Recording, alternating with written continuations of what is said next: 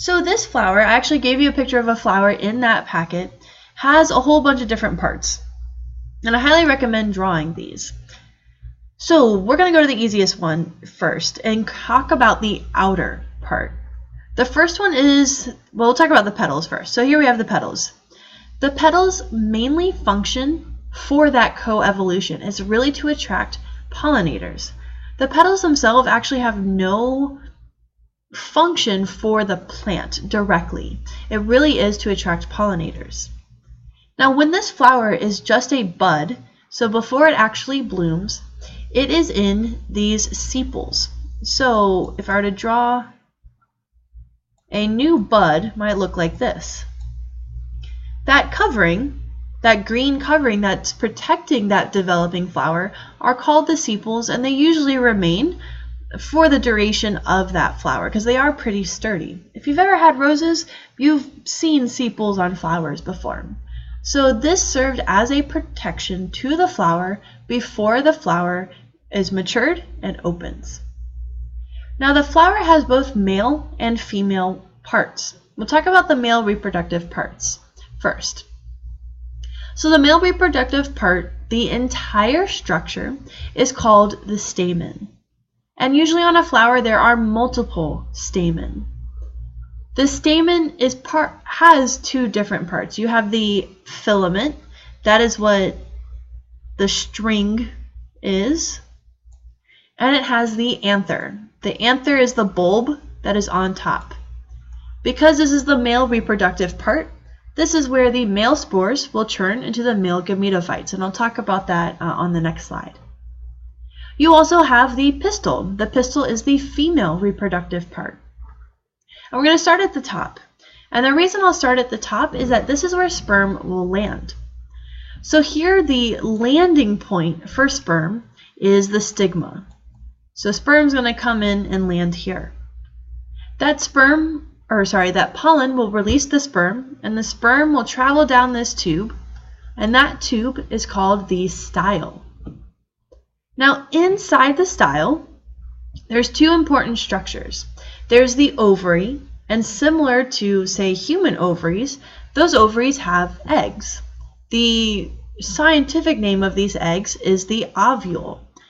So the ovule is going to be the egg, whereas the ovary is the part that is holding the egg. So I'll draw this as well, but I'll draw pretty much the same thing. So we have flowers.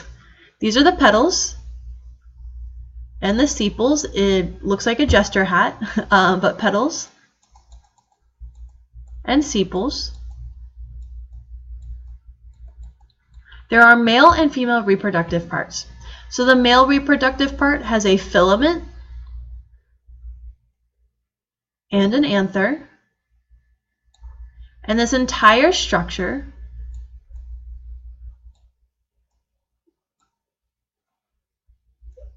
oh goodness, now I'm just mixing up. Yeah, it's the stamen. Okay, I was getting myself confused. Sorry. And the entire structure is called the stamen. Sorry about that. Okay, so petals. Oh dear God. Petals, filament. Here's the anther, and this whole structure is called the stamen.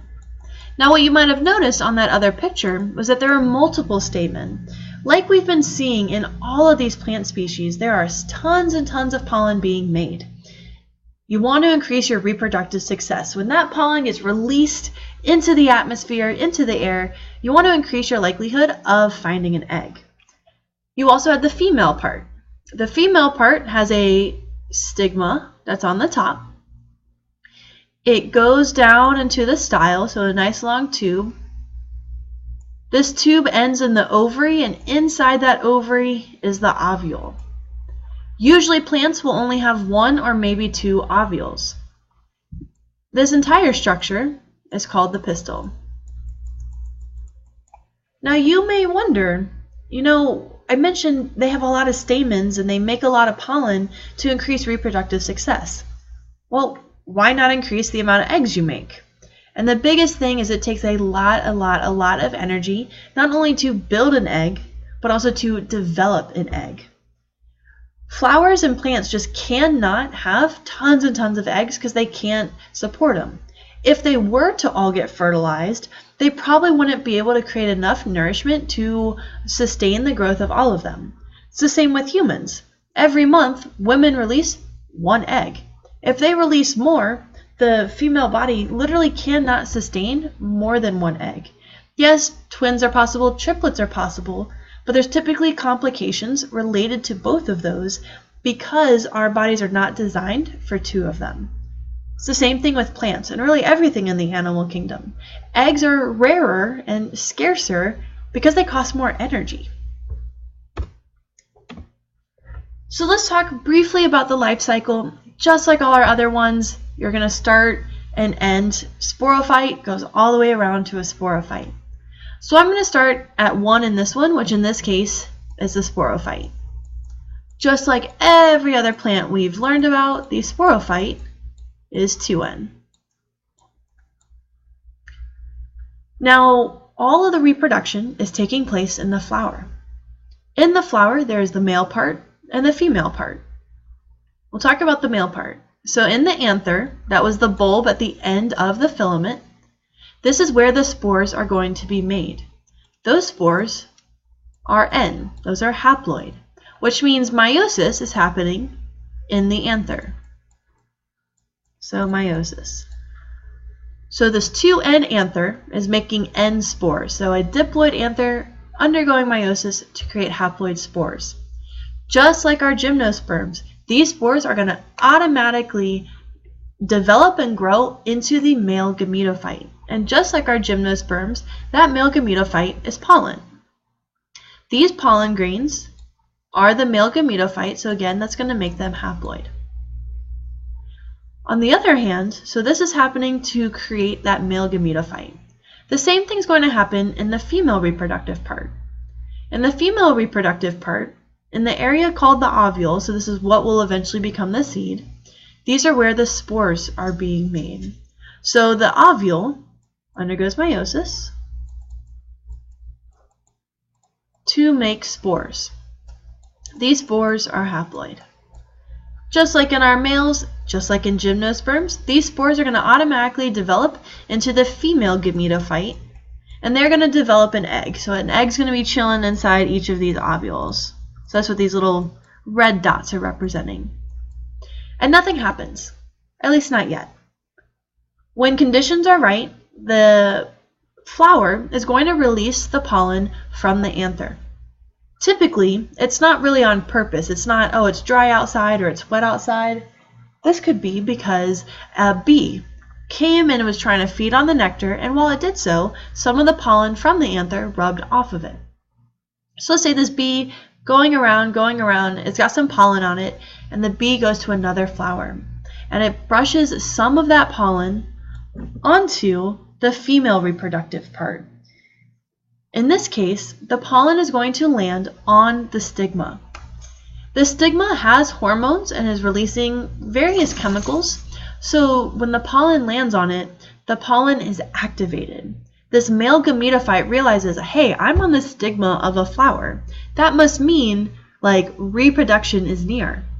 So the pollen will develop the sperm real quick. It develops like 2 or 3 sperm. And those sperm are going to go through the stigma, through the style. They actually go all the way around to the bottom, and they're going to fertilize the ovules, or the eggs that are inside the female gametophytes in these ovules. Now, it's not necessarily going to fertilize all of them. It might fertilize a couple of them, but that's how the fertilization takes place. Once these ovules have been fertilized, that is when the seed starts developing. This is just like gymnosperms. This was exactly like gymnosperms. That once that egg was fertilized, the seed was developing on the female cone. It's the same thing here. That seed is going to develop in the female gametophyte, which is inside the flower. So this is showing right here. Here's that seed. The seed is an embryo. So this embryo is 2N. And just like our gymnosperms, this 2N seed gets released and it's going to grow into the sporophyte. Now what's different though with the gymnosperms is that these are covered in an ovary. Gymnosperms didn't have an ovary. The female gametophyte was just sitting on that pine cone. There is nothing protecting the female gametophyte. But in flowers, there is an ovary. There is something protecting that female gametophyte. That ovary starts to develop. And depending on the flower, it can develop into all sorts of things. For example, this ovary could develop into an apple. So when you're biting into an apple, you are actually eating the ovary of a plant. And then inside of it are the seeds that are diploid. So you are eating the ovary. Some things, for example, a tomato. This should hopefully answer the case once and for all. Are tomatoes fruits or vegetables? They are fruits because they have seeds inside of them. This also, just to blow your mind, green bell peppers. Those are fruits. Green bell peppers have the seeds inside of them. The pepper is the ovary. So anything that has seeds are technically fruits. Now just a fun fact for you, the reason we call them vegetables is by taste. So there's the culinary fruits and vegetables, which is taste-based, and then there's like the scientific fruits and vegetables. Scientifically speaking, a fruit is anything with seeds. A vegetable is a part of a plant. For example, lettuce. Lettuce is the leaves of a plant. So again, very, very similar process that we see in gymnosperms, just knowing that there is an ovary, that ovary grows into a fruit.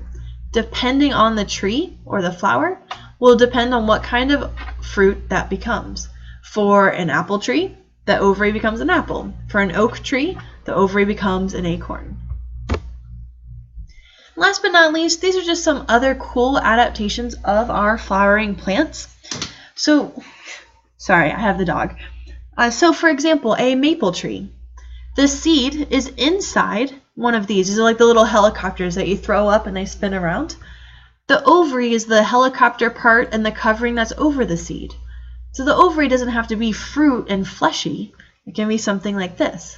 Or peas, for example. Individual peas are actually seeds. So when you eat peas, you're eating seeds. Whereas the ovary would be the covering that surrounds those seeds. There's other type of seeds. For example, this, a dandelion. The seeds are down here. There's a small covering on them, and then this part, the actual like dandelion, the flyaway part, is actually part of the ovary. Here on this dog's not in pain. These are just like little stickers, little burrs. The seed is inside of them, but the seed coating has these spikes on it so that animals can transport it.